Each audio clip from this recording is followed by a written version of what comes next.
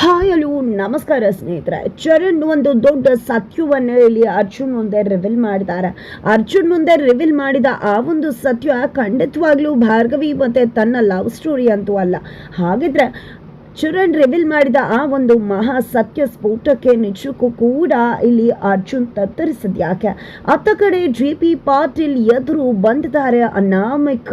ಹಾಗಿದ್ರೆ ಆ ಅನಾಮಿಕ ವ್ಯಕ್ತಿ ಬೇರೆ ಯಾರು ಅಲ್ಲ, ಸಂಧ್ಯಾ ಅಂತಕ್ಕಂಥ ವಿಷಯ JPಗೆ ಗೊತ್ತಾಗ್ತಿದ್ಯಾ?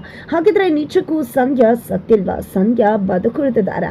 ಏನಾಯ್ತು, ಏನ್ ಕತೆ, ಇದು ಎಲ್ಲವನ್ನ ಕೂಡ ತಿಳ್ಕೋಬೇಕು ಅಂದ್ರೆ ಈಗಲೇ ನಮ್ಮ ಈ ಚಾನಲ್ನ ಸಬ್ಸ್ಕ್ರೈಬ್ ಮಾಡಿ, ಹಾಗೆ ಒಂದು ವಿಡಿಯೋವನ್ನು ಪೂರ್ತಿಯಾಗಿ ನೋಡುವುದನ್ನು ಯಾವುದೇ ಕಾರಣಕ್ಕೂ ಕೂಡ ಮರಿಬೇಡಿ.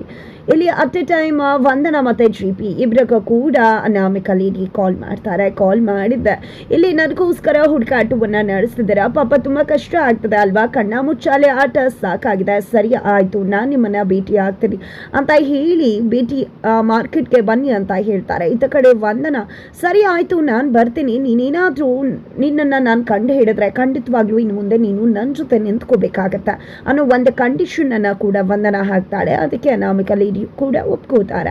ಅದ ಕಡೆ JP ಪಾಟೀಲ್ ಕೂಡ ಆ ಅನಾಮಿಕಾ ಲೇಡಿಯನ್ನ ಹುಡ್ಕೋದಕ್ಕೆ ಮಾರ್ಕೆಟ್ಗೆ ಹೋಗ್ತಿದ್ದಾರೆ.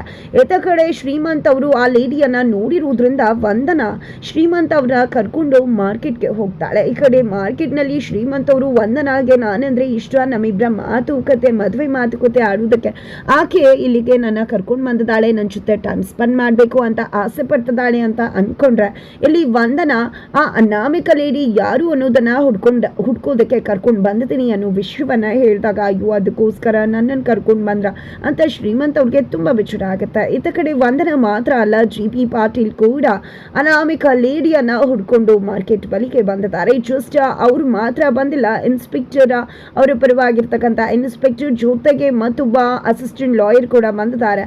ಈ ಕಡೆ ಶ್ಯಾಮ್ ಸರಿಯಾಗಿ ಕೆಲಸ ಮಾಡ್ತಿಲ್ಲ ಅಂತ ಹೇಳಿ ಅವರನ್ನ ಕೆಲಸದಿಂದ ತೆಗೆದು ಬೇರೆ ಯಾರನ್ನು ಕೆಲಸಕ್ಕೆ ಜಾಯಿನ್ ಮಾಡ್ಕೊಂಡಿದ್ದಾರೆ JP. ಆ ವ್ಯಕ್ತಿ ಕೂಡ ಸ್ವಲ್ಪ ತಡವಾಗಿ ಬರ್ತದಾಗೆ JP ಪಾಟೀಲ್ ಕೆಂಡಾಮಂಡಲ ಆಗ್ತಾರೆ. ಪಂಕ್ಚುಯಾಲಿಟಿ ಇರಬೇಕಾಗತ್ತೆ, ಡಿಸಿಪ್ಲಿನ್ ಇರಬೇಕಾಗತ್ತೆ. ಈ ರೀತಿ ಟೈಮ್ ಸೆನ್ಸ್ ಇಲ್ಲದೆ ಇರೋದ್ರಿಂದಾನೇ ಶ್ಯಾಮನನ್ನ ತೆಗೆದು ನಿನ್ನನ್ನು ಆ ಜಾಗಕ್ಕೆ ಹಾಕೊಂಡಿರುವುದು. ಈ ರೀತಿಯಾಗಿ ಲೇಟ್ ಆಗಿ ಬಂದ್ರೆ ಹೇಗೆ, ನಾನು ನಿನ್ನನ್ನು ಯಾವ ಟೈಮ್ಗೆ ಕರೆದದ್ದು ಅಂತ ಹೇಳಿ JP ಕೇಳ್ತಾರೆ. ಸರ್ ನಾನು ಬರ್ತಿದ್ದೆ ಸರ್, ಬಟ್ ಟ್ರಾಫಿಕಲ್ಲಿ ಸಿಕ್ಕಾಕೊಂಡು ಈ ರೀತಿ ಲೇಟ್ ಆಗೋಯ್ತು, ಆದರೆ ಇನ್ನು ಮುಂದೆ ಯಾವುದೇ ಕಾರಣಕ್ಕೂ ಕೂಡ ಈ ರೀತಿ ಸಮಯ ತಡ ಆಗೋದಿಲ್ಲ ಅಂತ ಹೇಳಿ ಆ ವ್ಯಕ್ತಿ ಹೇಳ್ತಾರೆ. ಸರಿ ಆಯಿತು ಬನ್ನಿ ಮೊದಲು ಹುಡ್ಕೋಣ ಅಂತ ಹೇಳಿ JP ಅಸಿಸ್ಟೆಂಟ್ ಹಾಗೆ ಇನ್ಸ್ಪೆಕ್ಟರ್ ಎಲ್ಲರೂ ಕೂಡ ಎಲ್ಲ ಕಡೆ ಅನಾಮಿಕಾ ಲೇಡಿಗೋಸ್ಕರ ಹುಡುಕಾಟವನ್ನು ನಡೆಸಿದ್ದಾರೆ. ಇತ್ತ ಕಡೆ ವಂದನಾ ಹಾಗೆ ಶ್ರೀಮಂತ ಅವರು ಕೂಡ ಹುಡುಕ್ತಿರ್ತಾರೆ. ಅದೇ ಒಂದು ದಾರಿಯಲ್ಲಿ ಅನಾಮಿಕಾ ಲೇಡಿ ಮಾಸ್ಕ್ ಹಾಕೊಂಡಿದ್ದೆ ಹೋಗ್ತಿದ್ದಾರೆ. ಶ್ರೀಮಂತ್ ಅವ್ರಿಗೆ ಡ್ಯಾಶ್ ಹೊಡೆದೇ ಬಿಡ್ತಾರೆ. ಈ ಕಡೆ ಹೊಡೆದಾಗೆ ಏನಮ್ಮ ಗೊತ್ತಾಗೋದಿಲ್ವಾ, ನೀನು ನನ್ನ ಡ್ಯಾಶ್ ಹೊಡಿಬೇಕು ಅಂತಾನೆ ಬಂದ್ಯಾ, ಯಾಕಿಷ್ಟು ನನ್ನ ಮೇಲೆ ಪ್ರೀತಿ ಹಾಗೆ ಹೀಗೆ ಅಂತ ಹೇಳಿ ಈ ಕಡೆ ಜಗಳ ಮಾಡೋಕೆ ಶುರು ಮಾಡ್ಕೋತಾರೆ. ಬಟ್ ಅಷ್ಟರಲ್ಲಿ ಮುಖ ಕಣ್ಣು ನೋಡಿದ ನಿಜಕ್ಕೂ ಕೂಡ ಗೊತ್ತಾಗ್ಬಿಡುತ್ತೆ ಇದೇ ಲೇಡಿ ಅಲ್ವಾ ಏಕೆ ಅಂತ ಹೇಳಿ. ಹಾಗಾಗಿ ಆ ವ್ಯಕ್ತಿ ಹೋಗಿದ್ದ ಇಲ್ಲಿ ವಂದನಾ ನೋಡಲಿ ಅಂತ ಹೇಳ್ತಿದ್ದಾರೆ. ಸುಮ್ಮನಿರು ಇರು ಅಂತ ಹೇಳಿ ವಂದನಾ ಡೈವರ್ಟ್ ಮಾಡ್ತಿದ್ದಾರೆ ಶ್ರೀಮಂತವ್ರನ್ನ. ಅಷ್ಟರಲ್ಲಿ ತುಂಬಾ ಫಾಸ್ಟ್ ಆಗಿ ಅಲ್ಲಿಂದ ಅನಾಮಿಕಾ ಲೇಡಿ ಹೊಟ್ಟೆ ಬಿಡ್ತಾರೆ. ಈ ಕಡೆ ಅಲ್ಲಿ ನೀನು ಹುಡುಕ್ತಿರುವ ಅನಾಮಿಕಾ ಲೇಡಿ ಇಲ್ಲಿ ಬಂದಿದ್ರು, ಮುಖ ಮುಚ್ಕೊಂಡು ಅಲ್ಲಿ ಹೋಗ್ತಿದ್ದಾರೆ ನೋಡು ಅಂತ ಹೇಳಿ ಶ್ರೀಮಂತವರು ಹೇಳ್ತಿದ್ದಾಗೆ ಈ ಕಡೆ ವಂದನಾ ಅವರ ಹಿಂದೆನೆ ಹೋಗುದಕ್ಕೆ ಶುರು ಆಗ್ತದಾಳೆ. ಅತ್ತ ಕಡೆ JP ಕಣ್ಣಿಗೆ ಇನ್ನೂ ಕೂಡ ಕಂಡಿಲ್ಲ, ಆದರೆ ಅಸಿಸ್ಟೆಂಟ್ ಕಣ್ಣಿಗೆ ಆಕೆ ಕಾಣ ಸಿಗ್ತಾಳೆ. ಈ ಕಡೆ ನಾನು ನೋಡ್ತೆ ಸರ್, ನೀನು ನೋಡಬೇಕು ಅನ್ನಷ್ಟರಲ್ಲಿ ಹೊಟ್ಟೋಗ್ಬಿಟ್ಲು, ಆಕೆ ತಪ್ಪಿಸ್ಕೊಂಡ್ಬಿಟ್ಲು ಅಂದಾಗ ಮೊದಲು ಫಾಸ್ಟಾಗಿ ಹೋಗ್ಬೇಕಲ್ವಾ, ನನ್ನ ಹತ್ರ ಹೇಳೋದಲ್ಲ, ಮಾಸ್ಕ್ ಹಾಕೊಂಡಿರೋ ಆ ಲೇಡಿನ ಮೊದಲು ಹುಡುಕ್ಬೇಕು, ಅವಳು ಯಾರು ಅನ್ನೋದನ್ನ ತಿಳ್ಕೊಳ್ಳೇಬೇಕು ಅಂತ ಹೇಳಿ JP ಹೇಳ್ತಾರೆ. ಇತ್ತ ಕಡೆ ಪೊಲೀಸ್ ಬೇರೆ ಯಾರು ಮಾಸ್ಕ್ ಹಾಕಿರ್ತಾರೆ ಅವ್ರ ಹತ್ರ ಹೋಗಿ ಮಾಸ್ಕನ್ನು ಓಪನ್ ಮಾಡ್ತಾರೆ. ಯಾಕೆ ನೀನು ಹೆದರ್ಕೊಂಡೆ ನನ್ನ ಮೇಲೆ ಅಂತ ಕೇಳಿದಾಗ ಪೊಲೀಸ್ ಅವ್ರು ಬಂದರೆ ಯಾರಿಗೆ ತಾನೇ ಸರ್ ಹೆದರಿಕೆ ಆಗಲ್ಲ, ನಾನು ನಾರ್ಮಲಿ ಹೆದರ್ಕೊಂಡೆ ಜನರಲಿ ಆಗಿ ಅಂತ ಹೇಳ್ತಾರೆ. ಇತ್ತ ಕಡೆ ಆ ಅಸಿಸ್ಟೆಂಟ್ ಮುಂದೆ ಸ್ವಲ್ಪ ದೂರದಲ್ಲೇ ಆ ಒಂದು ಮಾಸ್ಕ್ ಹಾಕೊಂಡಿರ್ತಕ್ಕಂಥ ಲೇಡಿ ಬಂದು ಒಂದು ಪೇಪರನ್ನು ಬಿಟ್ಟು ಹೋಗ್ತಾರೆ. ಅದನ್ನು ಎತ್ಕೊಂಡಿದ್ದೆ JP ಪಾಟೀಲ್ ಹತ್ರಕ್ಕೆ ಆ ವ್ಯಕ್ತಿ ಬರ್ತಾರೆ. ಜೊತೆಗೆ ಮತ್ತೊಂದು ಪೇಪರನ್ನು ವಂದನಾ ಇಡೋ ಕಡೆ ಬಿಟ್ಟು ಹೋಗ್ತಾರೆ. ಅದನ್ನು ಅವರು ಕೂಡ ಎತ್ಕೋತಾರೆ. ಇಬ್ರು ಕೂಡ ಓದಿದ್ದೆ ಖಂಡಿತವಾಗ್ಲೂ ಆಕೆ ಇಲ್ಲೇ ಎಲ್ಲೋ ಓದಾಳೆ, ನಮ್ಮ ಕಣ್ಣು ತಪ್ಪಿಸ್ತಿದ್ದಾಳೆ, ಯಾವುದೇ ಕಾರಣಕ್ಕೂ ಕೂಡ ಅವಳು ಮಿಸ್ ಆಗಬಾರ್ದು ಅಂತ ಹೇಳಿ ಎಲ್ಲ ಕಡೆ ಕೂಡ ಹುಡುಕಾಟವನ್ನು ನಡೆಸಿದ್ದಾರೆ. ಇತ್ತ ಕಡೆ ಭಾರ್ಗವಿಗೆ ತುಂಬ ಯೋಚನೆ ಆಗ್ಬಿಟ್ಟಿದೆ. ಬಿಕಾಸ್ ಇಲ್ಲಿ ಅರ್ಜುನ ಆ ರೀತು ಬಗ್ಗೆ ಯೋಚನೆ ಮಾಡ್ತಿದ್ದಾರೆ. ನಿಜಕ್ಕೂ ರೀತು ನಾಟಕ ಮಾಡ್ತಿದ್ದಾಳೆ. ಏನೇ ಮಾಡಿದ್ರು ಇಲ್ಲಿ ಅರ್ಜುನ್ ನನ್ನ ಮಾತನ್ನ ನಂಬ್ತಿಲ್ಲ, ನನಗೆ ಅರ್ಜುನ್ ನನ್ನ ಮೇಲೆ ರೇಗ್ತಿದ್ದಾರೆ, ಕೋಪ ಮಾಡ್ಕೊಂಡಿದ್ದಾರೆ ಅನ್ನೋಕ್ಕಿಂತ ಅವ್ರು ಮೋಸ ಹೋಗ್ತಿದ್ದಾರೆ ಅನ್ನೋದು ಯೋಚನೆ ಆಗ್ಬಿಟ್ಟಿದೆ ಅಂತ ಹೇಳಿ ಭಾರ್ಗವಿ ಅನ್ಕೋತಾಳೆ. ತದನಂತರ ಇಲ್ಲಿ ಅರ್ಜುನ್ ಇರ್ಬೇಕಿದ್ರೆ ಬೃಂದ ಅರ್ಜುನ್ ಹತ್ರ ಬರ್ತಾಳೆ.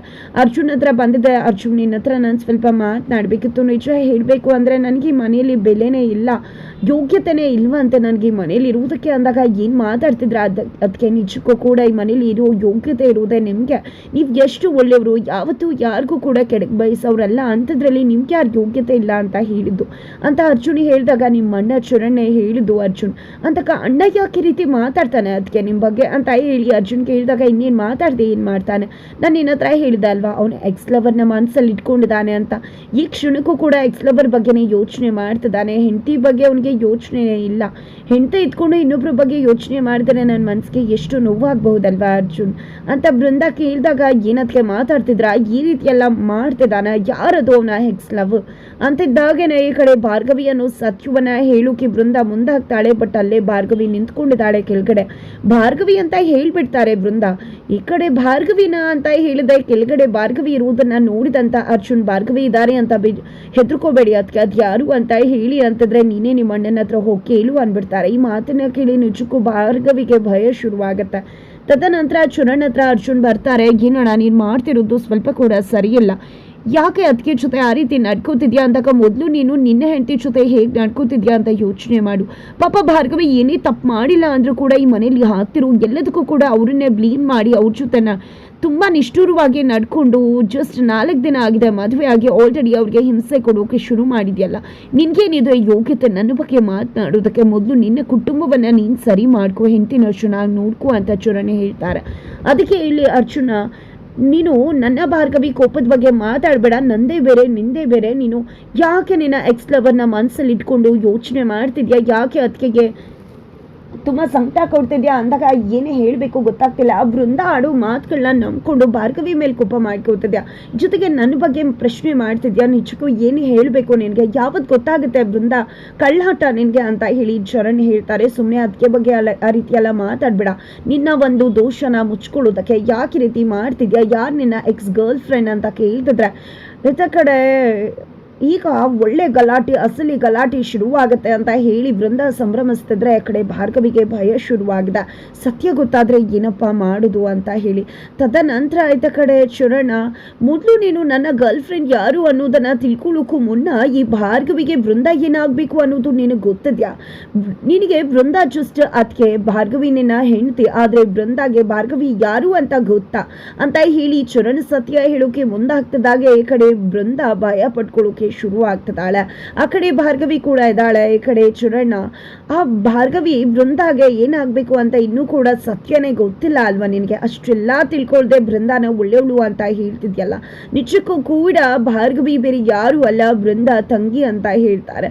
ಈ ಒಂದು ವಿಷಯವನ್ನ ಕೇಳಿದ್ರೆ ಅರ್ಜುನ್ಗೆ ಶಾಕ್ ಆಗ್ತದೆ. ಹಾಗಿದ್ರೆ ಇಲ್ಲಿ ಬೃಂದ ಕಳ್ಳಾಟ ನಿಜ ಮುಖ ಏನು ಅನ್ನೋದು ಅರ್ಜುನ್ಗೆ ಗೊತ್ತಾಗತ್ತಾ. ಈತ ಕಡೆ ತನ್ನ ಬದುಕನ್ನೇ ಸಂಸಾರವನ್ನೇ ಹಾಳು ಮಾಡೋಕೆ ಮುಂದಾದ ಬೃಂದಾಗೆ ಹಿಗ್ಗಾಮುಗ್ಗ ಬಾರಿಸಿ ತರಾಟೆಗೆ ತಗೋತಾಳ ಭಾರ್ಗವಿ. ಅತ್ತ ಕಡೆ ಮಾರ್ಕೆಟ್ನಲ್ಲಿ ಇರ್ತಕ್ಕಂಥ ಅನಾಮಿಕ ಲೇಡಿ ಜಿಪಿ ಮುಂದೆ ಬಂದದ್ದ ಆಕೆ ಸಂಧ್ಯಾ ಅಂತಕ್ಕಂಥ ವಿಶ್ವ ಜಿಪಿ ಮುಂದೆ ಬಯಲಾಗುತ್ತಾ. ಹಾಗಿದ್ರೆ ಸಂಧ್ಯಾ ಸತ್ತಿಲ್ವಾ, ಬದುಕಿದ್ದ ಹೇಗೆ, ಆ ಒಂದು ಸಾವಿನ ರಹಸ್ಯ ಏನು, ಇದು ಎಲ್ಲವನ್ನ ಕೂಡ ತಿಳ್ಕೋಬೇಕು ಅಂದ್ರೆ ಮುಂದಿನ ವಿಡಿಯೋಗೆ ವೇಟ್ ಮಾಡೋದನ್ನ ಮರಿಬೇಡಿ.